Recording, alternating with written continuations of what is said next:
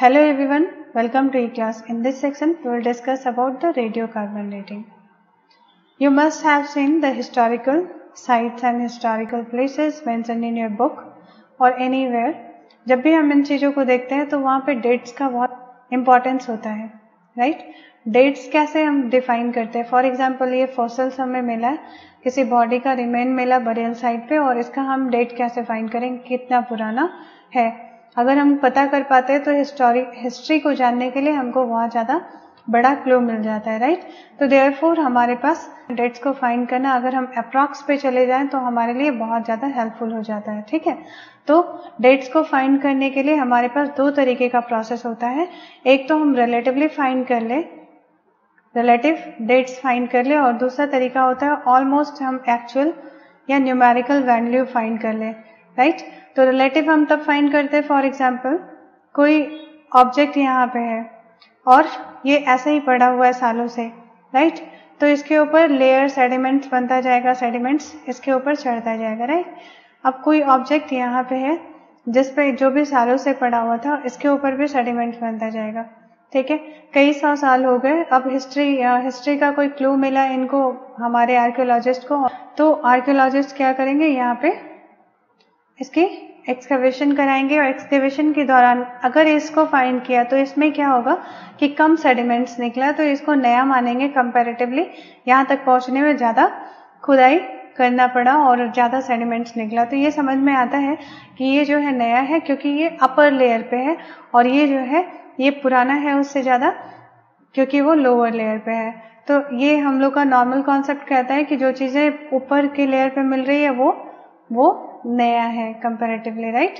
तो this is what stratification, जहाँ पे स्ट्राटा को हम डिस्कस करते हैं. स्ट्राटा मतलब लेयर को डिस्कस करते हैं. बट ये आपको देख के पता चल रहा है कि ये एक्चुअल नहीं है, नहीं मुझे इसका डेट पता है, नहीं इसका पता है, बस रिलेटिवली कह रहे हैं कि ये ओल्डर है कंपैरेटिवली दिस. तो what is the another method? तो वहाँ पे जितने भी अलग अदर मेथड्स हैं उसमें से एक मेथड है रेडियोकार्बन डेटिंग, जहाँ पे हम करीब 50,000 साल तक के पुराने चीज़ों का एज फाइंड कर सकते हैं, और इसका बहुत बड़ा यूज होता है. Let's understand what is the meaning of radiocarbon dating. Radiocarbon dating is the method to determine the age of the object containing organic material. Organic material का मतलब क्या होता है? जो कभी लिविंग थिंग से रिलेटेड रहता है, ठीक है? तो यहाँ पे क्या है, using the properties of radiocarbon. कौन सी प्रॉपर्टी है इसकी? रेडियोकार्बन प्रॉपर्टी को यूज करेंगे, radio active isotopes of carbon. इसमें जो टेक्निकल टर्म्स यूज हुए हैं, radio carbon, radio isotope carbon and all, तो हम इसको पहले समझते हैं. Let's understand the basic things from this definition first, then we will be able to define the thing properly. First is atom. What is atom? Atom means the smallest particle of an element, right? किसी भी element का smallest particle को हम atom कहते हैं, जिससे छोटा अब वो नहीं हो सकता, राइट? तो एटम का कुछ स्ट्रक्चर होता है, हर चीज का अपना एक स्ट्रक्चर होता है. Just like that atom has also a structure. इसके बीच में एक न्यूक्लियस होता है और इसके अराउंड में ऑर्बिट्स होते हैं. ऑर्बिट्स में इलेक्ट्रॉन मूव कर रहा होता है जो नेगेटिवली चार्ज होता है, राइट? और इसके बीच में न्यूक्लियस होता है जिसमें न्यूट्रॉन, जिसमें कोई चार्ज नहीं होता है, प्लस प्रोटॉन होता है जो पॉजिटिवली चार्ज होता है, राइट? अब यहाँ पे क्या होता है, एटॉमिक नंबर. एटॉमिक नंबर क्या होता है ये समझना होगा. Now atomic number and atomic mass. Atomic number means number of proton. Just simple number of proton in the nucleus of the element is called atomic number. Atomic mass means number of proton plus number of neutron in the nucleus of that atom, right? उस atom element के atom में के nucleus में जितना भी number of proton और neutron होगा उसके सम को हम कहेंगे एटॉमिक मास. यहाँ पे एक टर्म यूज हुआ है आइसोटॉप. आइसोटॉप का मतलब क्या होता है? Isotope is the variant of an element, ठीक है? किसी भी एलिमेंट का वेरिएंट होता है जिसका एटॉमिक नंबर तो सेम होता है बट मास नंबर डिफरेंट होता है. मतलब नंबर ऑफ प्रोटॉन तो सेम होता है but number of neutron change हो जाता है, right? For example we have to talk about carbon, ठीक है? कार्बन का सिंबल C होता है और इसके 3 आइसोटॉप्स नेचुरली अकरिंग होते हैं, राइट? सबसे ज्यादा अबाउंडेंस होता है कार्बन 12 का, जिसका कार्बन का एटॉमिक नंबर कितना है 6, और इसका एटॉमिक मास 12 होता है, इसी को कार्बन 12 कहते हैं। कार्बन 13 जिसका एटॉमिक नंबर 6 है और एटॉमिक मास 13 है। कार्बन 14 जो बहुत इंपॉर्टेंट है, अभी हम इसी पे फोकस करेंगे। कार्बन 14 जिसका एटॉमिक नंबर 6 होता है बट एटॉमिक मास 14 होता है। आप देख रहे हो एटॉमिक नंबर सबका सेम है, मतलब नंबर ऑफ प्रोटॉन है, एटॉमिक नंबर मतलब नंबर ऑफ प्रोटॉन, सब में प्रोटॉन का नंबर 6 ही है, राइट। बट सब में मास नंबर चेंज हो रहा है, मास नंबर चेंज हो रहा है। What does it mean? Mass number तो प्रोटॉन प्लस न्यूट्रॉन होता है, तो प्रोटॉन तो 6 है, फिक्स है, पर न्यूट्रॉन का 6 यहाँ है, यहाँ पे क्या है 6 प्लस 7, 7 है न्यूट्रॉन, यहाँ पे क्या है 6 प्लस 8, 8 है नंबर ऑफ न्यूट्रॉन, क्योंकि प्रोटॉन तो यही वाला है ना एटॉमिक नंबर, राइट। तो आइसोटॉप्स हम समझ पाए कि isotope is the variant of an element where the atomic mass is the same but the mass number is different for an atom, right? Carbon 14 जिसको हम फोकस करेंगे, कार्बन 14 जो है वो कार्बन का मोस्ट अनस्टेबल फॉर्म है, ठीक है, और ये अनस्टेबल है, देयरफॉर ये रेडिएशन का इमिशन करता रहता है हमेशा, इसीलिए इसको रेडियो एक्टिव कहेंगे। जो एलिमेंट नेचुरली अनस्टेबल होता है अगर वो रेडिएशन इमिट करता रहता है तो उसको कहते हैं radio active. Radio active clear है? अब रेडियो एक्टिव होने की वजह से, क्योंकि ये इमिट कर रहा है कंटिन्यूअसली, तो एक टाइम आएगा जब इसमें कुछ एक्स्ट्रा ऐड नहीं होगा, तो आफ्टर सम टाइम्स ये क्या होगा, इसका मात्रा जो है वो घटेगा, राइट। तो मात्रा कैसे घटेगा? तो इसका कोई ईयर होगा कि कब ये समाप्त हो जाएगा, तो देयर इज एन एस्टिमेशन की करीब 5730 सालों में ये आधा हो जाता है, ठीक है। कार्बन 14 अगर किसी जगह पे है और उसमें 5730 साल पार कर चुके हैं और एक्स्ट्रा वहां कहीं ऐड नहीं हो रहा है कार्बन 14, तो वो क्या कर जाएगा, उसका अमाउंट आधा है। मतलब सपोज अभी किसी चीज का में कार्बन 14 का मात्रा अगर 100 है, तो अभी से 5730 साल के बाद उसका मात्रा सिर्फ 50 रह जाएगा, ठीक है। तो इसके यूजेस क्या होते हैं? यूजेस होते हैं फॉसिल्स का एज डिटरमाइन करने के लिए, वुड में भी हेल्प करता है, वुड कितना पुराना है, और इसके लिए भी यूज होता है। कई बार मेटल्स और अदर थिंग्स के लिए भी यूज हो जाता है। अब आप कहोगे ये तो मेटल्स का ऑर्गेनिक नहीं होता, तो फिर इसके लिए क्यों यूज हो जाता है? Now understand this, how do we find the age of the metal, ठीक है। ये मेटल का एज रिलेटिवली हम फाइंड कर पाएंगे, कैसे? For example this is the burial site. इस बरियल साइट पे आपको कोई पॉटरी मिली है जो मेटल की बनी हुई है, या फिर कोई ऑर्नामेंट मिला है जो मेटल का बना हुआ है, राइट। तो हम क्या करेंगे, हम इस बरियल साइट का एज, इस बरियल में यहाँ पे इसका एज तो हम पता कर सकते हैं क्योंकि ये ऑर्गेनिक मटेरियल का बना हुआ है। इसका एज अगर हम पता कर लिए तो रिलेटिवली हम फाइंड कर लेंगे कि दिस इज ऑल्सो ओल्डर। तो this is how we can find the age of metal also, कि कितना पुराना है अगर वो बरियल साइट पे मिल रहा है, right. Let's understand, this is the अर्थ।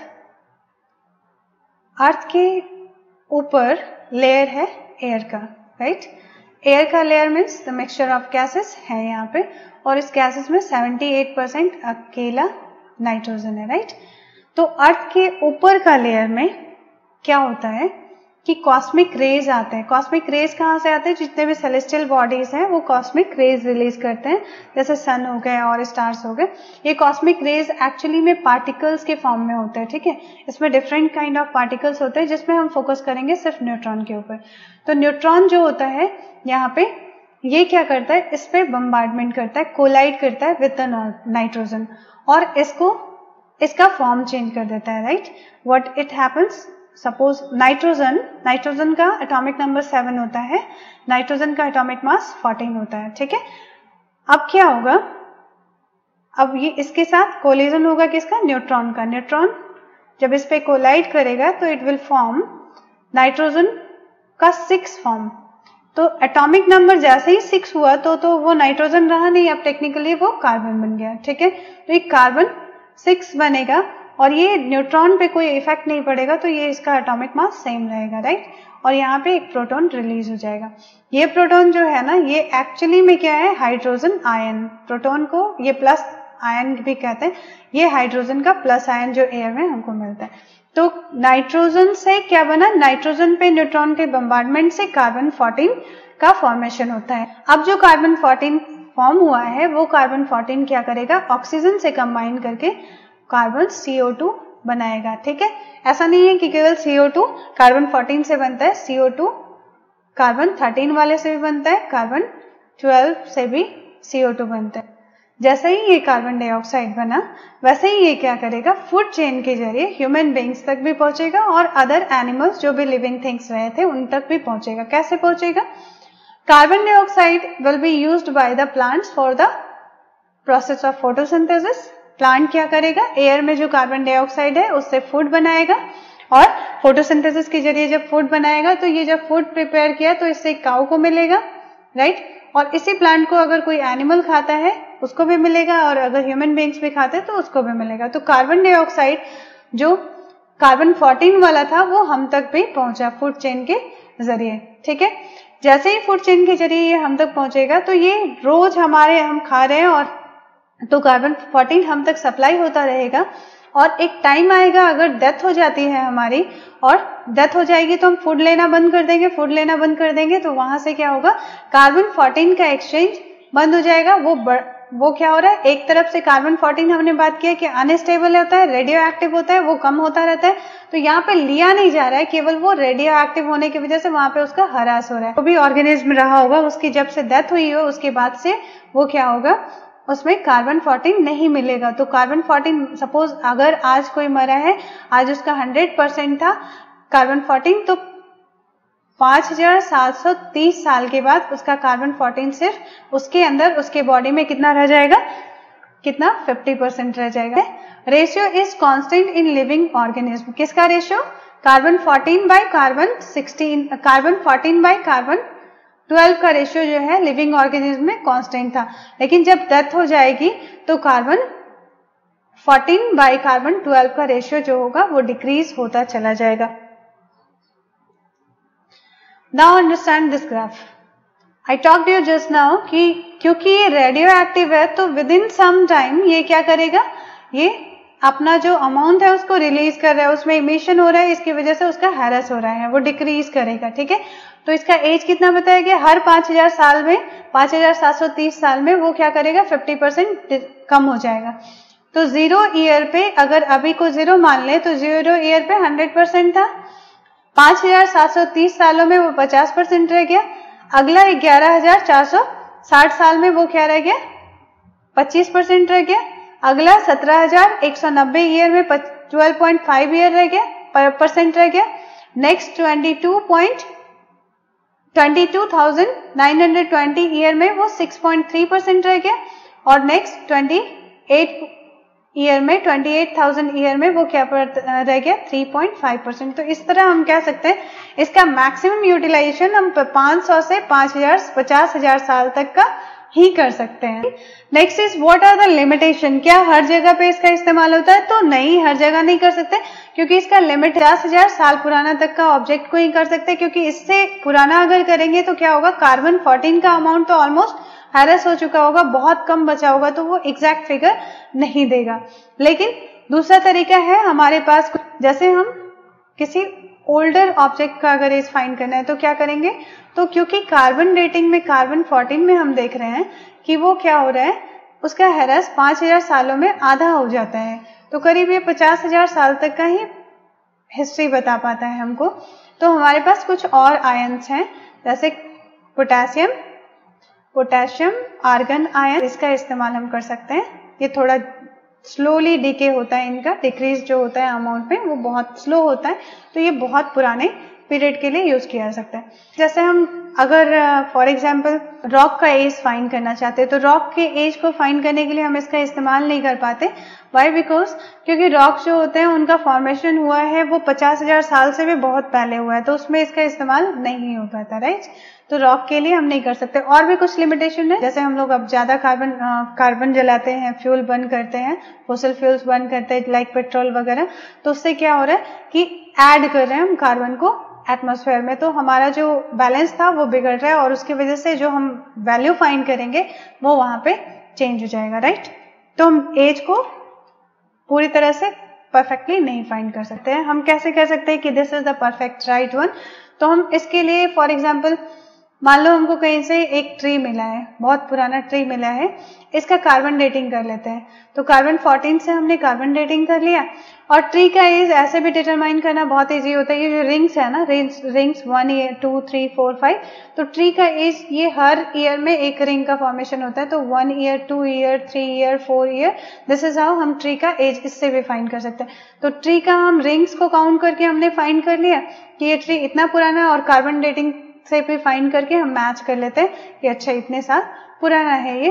तो इससे हमको इसके सही होने का, सटीकता का प्रमाण मिल पाता है। Hope you understood this. If you like the video, please like, share and subscribe the channel to get the notification for the next uploaded videos. Thank you.